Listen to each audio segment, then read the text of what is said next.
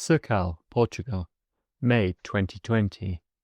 Witness Notes 26. After you have read these introductory paragraphs once, you can skip to the new, old content here.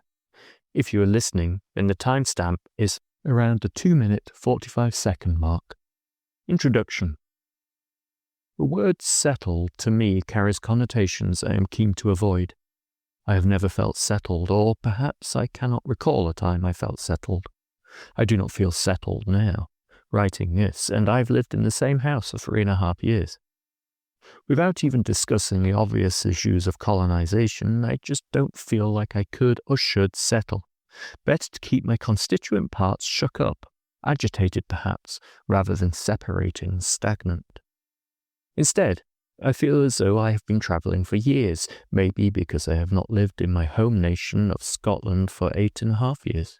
Perhaps because I know I won't stay here forever, or maybe because I carry that concept of home in a way which differs from many.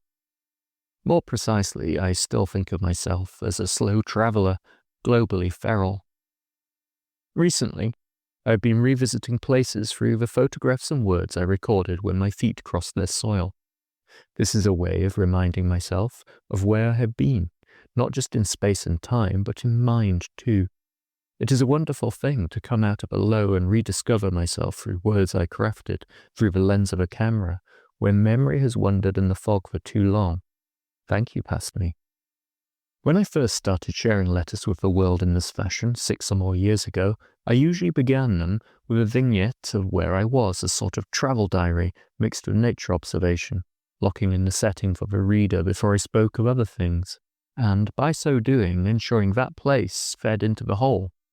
It was a useful device for a reader and myself both, but as these letters were sent to so few readers, and now languish archived behind a paywall, I thought it a shame not to share these snippets again.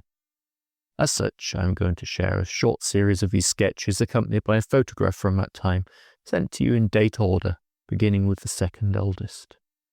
I shall include the above paragraphs in each of the letters in this series, but I shall also include a link at the very start so you can skip ahead once you are familiar with the above words. If you are listening and similarly want to skip, then the timestamp you want to navigate to will be in the same place. Taken without these paragraphs, each is a short read, and I hope you enjoy them.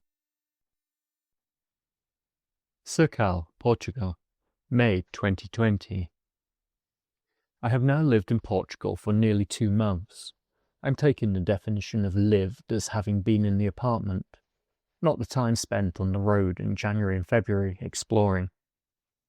This is a decent stretch of time to begin to draw some conclusions about a place, albeit with the caveat of lockdown and life being a little different in this day and age. It is, for example, very difficult to find friends or a community without the ability to move around. I originally started this section in long form, writing paragraphs and explanations about each item on my list. However, as I am wont to do, it turned into a giant essay. Perhaps a bulleted list is more palatable. Clouds. Over clouds, the colours, the shapes, the movement. The wind, an old close friend, and how I have missed her. Swiftly changing weather. Warm sun and lots of it. The quality of the light, indoors and out. I was spoilt by this, growing up in Orkney and later living in Caithness, but have missed it in Chiang Mai in Southeast Asia. Here is similar to the north of Scotland. There's just something about the air, which leads to the air quality. It is so fresh, so pure. It is a joy, and my lungs are so very thankful. The ocean winds keep it moving. Unheated, other than by a fireplace homes, wearing woolen clothes and hats inside, the evenings scented by wood smoke. The wealth of insect life, that crucial building block for a healthy ecosystem. Birds everywhere, their song a constant soundtrack to the day, the clattering of the storks, screaming swifts and squabbling sparrows, just some of them. Wildflowers, in an abundance and variety I do not believe I have ever actually witnessed. The maca in South Uist comes close for spectacle, but there are more species here. Makes me ashamed of the relative desert some parts of the UK have become. the smell of a place, whether the eucalyptus plantations, the dry burnt scent of the pine trees, the woody deep smell of the cork oaks, the labdanum oleoresin of the brown-eyed rock rose, or the many different tendrils of flower perfume. Portuguese blended coffee is surprisingly good, really very good. The wine is an astonishing revelation, so much depth, richness, and flavour. The wine labels are just as delicious, beautiful artwork, often featuring local nature. The unexpected joy at watching a roof being taken down and a new one put back up using techniques I doubt have changed in a long, long time, chainsaw accepted. Also unexpected, a €13 electricity bill for the whole month of March. The beauty of the night sky, the stars sharp and bright, our position and a lack of artificial night lights enhancing this.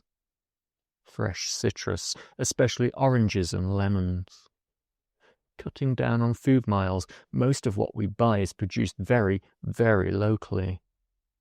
For now, this list will suffice. There is more, much more, which I shall no doubt share over time. Finally, if you can afford to, there are currently 2 direct ways to support my work here. The first is to take out a paid subscription. The second way to support me here is to use my Ko-fi button link to send a tip of any amount. If you enjoyed this letter and wish to share it with others, please do so.